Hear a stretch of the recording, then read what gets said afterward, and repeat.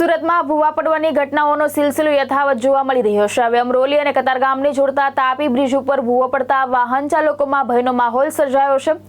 હજારો વાહનોની અવરજવર ધરાવતા આ બ્રિજ ઉપર માત્ર બેરિકેડ મૂકી તંત્રએ આડાશ ઊભી કરી છે। સુરત શહેરમાં રસ્તાઓ અને બ્રિજ ઉપર ભૂવા પડવાની ઘટનાઓ સતત સામે આવી રહી છે, ત્યારે હવે અમરોલી અને કતારગામને જોડતા મહત્વના તાપી બ્રિજ ઉપર ભૂવો પડતા વાહન ચાલકોની ચિંતા વધી ગઈ છે। આ બ્રિજ ઉપરથી દરરોજ હજારોની સંખ્યામાં વાહનો પસાર થાય છે। શહેરના બે મહત્વના વિસ્તારોને જોડતા આ માર્ગ ઉપર ભૂવો પડતા અકસ્માતની આશંકા વ્યક્ત કરવામાં આવી રહી છે। સ્થાનિકોના જણાવ્યા મુજબ ભૂવો પડ્યા બાદ મનપા દ્વારા સ્થળ ઉપર માત્ર બેરિકેડ મૂકી વાહનોને ચેતવણી આપવામાં આવી છે, પરંતુ કાયમી સમારકામની કામગીરી હાથ ધરાઈ નથી।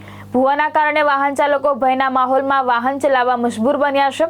સ્થાનિકોમાં પણ સવાલ ઉઠી રહ્યો છે કે જો આ ભૂવાના કારણે કોઈ મોટો અકસ્માત સર્જાય તો તેની જવાબદારી કોણ લેશે? ચોમાસા પૂર્વે જ આવી સ્થિતિ સર્જાતા લોકોમાં ચિંતા વધી છે। હવે ચોમાસા દરમિયાન શહેરના રસ્તા અને બ્રિજોનું શું સ્થિતિ થશે તે અંગે પણ ચર્ચા શરૂ થઈ ગઈ છે। ભાવેશ ઉપાધ્યાય, દ્રષ્ટિકોણ ન્યૂઝ, સુરત।